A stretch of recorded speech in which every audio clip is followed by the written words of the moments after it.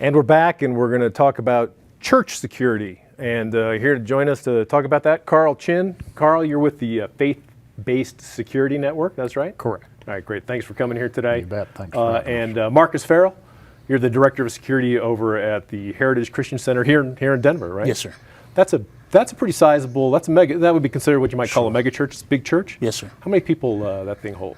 It's probably about 2,000 it could hold. So that's a lot of people and real estate to secure, yes, or to harden against the kind of the new reality that a lot of churches have to deal with, yes? Yes. And one of the ways that you all who run the security kind of talk about the best ways to do that is through your network. Tell us about it. Tell us about this faith-based network. Well, the Faith-Based Security Network is really only 2 years old and really only started taking members in February of 2018.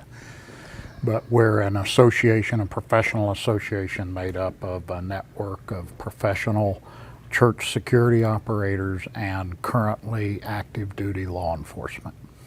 And I found it interesting that a lot of this is based out of what you do is based out of an experience that Colorado Springs has had between the houses of worship in the Springs and local law enforcement. That's right. That sprang out of the New Life Church shooting, right? Well, it actually started before that. Even before that? Yeah. What was it about Colorado Springs then, before the New Life episode, that was so inspiring to kind of prompt this? Well, for one thing, Colorado Springs has more faith-based evangelical associations than any other city in the nation. We've got a concentration of faith-based headquarters there. And so there's a lot of evangelical activity that's headquartered in Colorado Springs. And my personal experience started at Focus on the Family, where we had a gunman come in 1996 and take hostages, and I was one of the 4 hostages. And that set me on this track of awareness and helping other churches become aware. And one of those churches was my home church, which was New Life. And we started an intentional program there in March of 2005, where we call it the Life Safety Ministry, and that's just a group of volunteers who look after the safety of the church. And we had some bad incidents along the way, even before the murder incident in 2007, and it caused us to start working with other churches a little bit and find out what was happening with the rest of the community. And it's interesting, and as a reminder to people, it was a church security guard who engaged that shooter. That's correct. Right? We were we've always called ourselves the Life Safety Ministry, and at the time, on that particular Sunday, we only had 12 of us there for 7,000 people. Marcus knows what kind of a ratio that is. Wasn't very many.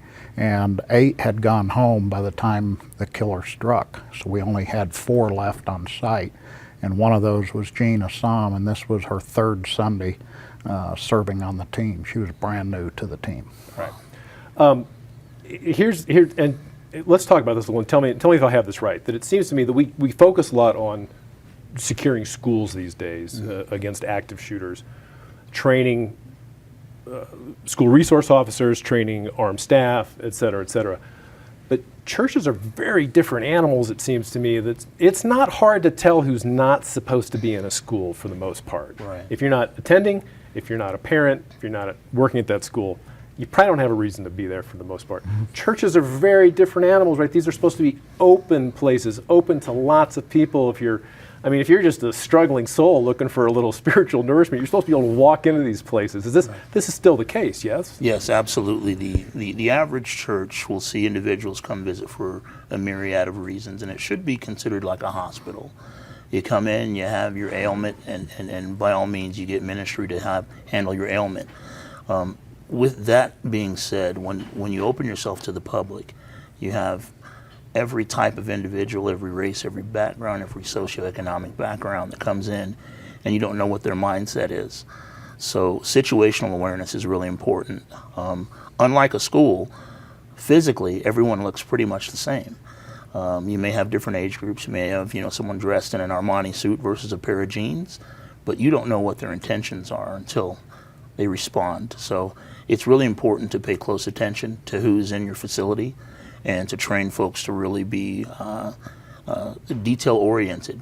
when it comes to just interacting with people and meeting them and greeting them, to identify that if something's just different about them, to pay attention. You talk about that just a little bit. That if there was some security guards within the church, one of them just thought he noticed something off. One of the first things you could do is just go up and just talk to someone. Absolutely. Right? It's a church. People talk to each other in church, Absolutely. right? And so how would that work? So just the simple greeting. I mean, if someone's intention is negative, and you approach them and just say, hello, how are you? You know, I haven't seen you here before. Welcome to, ABC Church. If their response is a little bit off, that's your first clue. Most individuals who have a negative intention don't want to be gregariously met. They want to seek out their target, and they want to act out whatever it is they have decided. When you meet them with love, sometimes you're immediately identifiable as someone who may be a threat to them, and they react, and it usually gives you a clue right away. So what I train my folks to do is to be very kind. Meet everybody, greet everybody, especially folks you haven't seen before, and get that clue so we have an idea of who to pay attention to.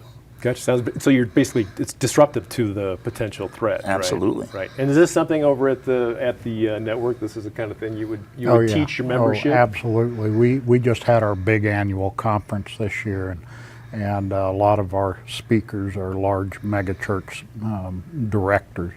And one of them makes the comment to folks often. He says 95% or more of our activity is loving on people, helping them find their car in that huge parking lot. Just being there as somebody to listen to them. And like Marcus said, you're looking for the one that doesn't seem right, the one that's off a little bit, and then you just start paying a little attention to them. Gotcha. So one of the senior fellows at Independence Institute has written on, and he wrote a piece, and he was talking about in synagogue, and he goes to synagogue in Colorado Springs, interestingly enough, that he knows that there are people in that synagogue who are carrying concealed. Other people don't know that. He just happens to know because he knows them. And he's a big advocate for this. And in fact, he thinks that the synagogue should be putting signs out front that say, and it's a joke for him, he's a Jews packing heat, so that people know. And this is one of the debates that goes on with schools, and it says that shooters tend to prefer places where nobody else is armed. So if they know people are armed, they might be inclined to wander on their way or go ahead and avoid it. Is part of your training to make it obvious that there might be people who are armed on the church grounds? I mean, is there signage? How would you do that, or is that something you stay away from? We stay away from actually identifying who's armed in the facility and who's on security, somewhat marked, identifiable by a lapel pin or they're carrying an earpiece. As far as identifying fully that we're armed, we think that's pretty dangerous. That makes people uncomfortable in the congregation. You have to walk a very thin line of making that congregation comfortable with the fact that you're even securing the facility. Really the key to being able to secure a facility like a church and be armed is to realize that in Colorado there's going to be a percentage of people who are going to conceal carry. The hard part about that is you don't want to infringe on their rights, nor do you want them to feel uncomfortable that you are also carrying. It's not a secret, but I think it's pretty well known that the folks on the team who are especially close to the pastor are going to be carrying a weapon. Gotcha. I mean, and in Colorado, of course, a church would be considered private property. So if a church wanted to, they could post no guns allowed signage and disallow people who have concealed carry permits from carrying. Is there a thought process on that versus just saying nothing and letting people who happen to be concealed carry permit holders either carry or not carry as they choose? This subject really isn't about concealed carry holders, because it's about intentional teams.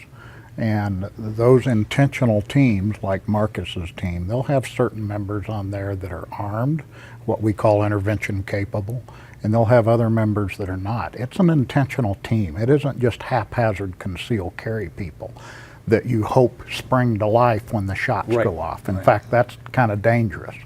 When churches that are members of my association, when they I should say their association. It's a member-owned 501c3. I'm just honored to serve as the president.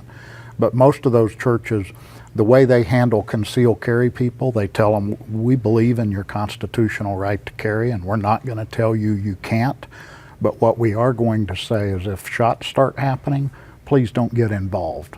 We've got an intentional team here that responds to that. Fair enough. Carl, Marcus, thanks so much for coming by and sitting down. This was really interesting. And check us out at CompleteColorado.com, and we'll see you next week.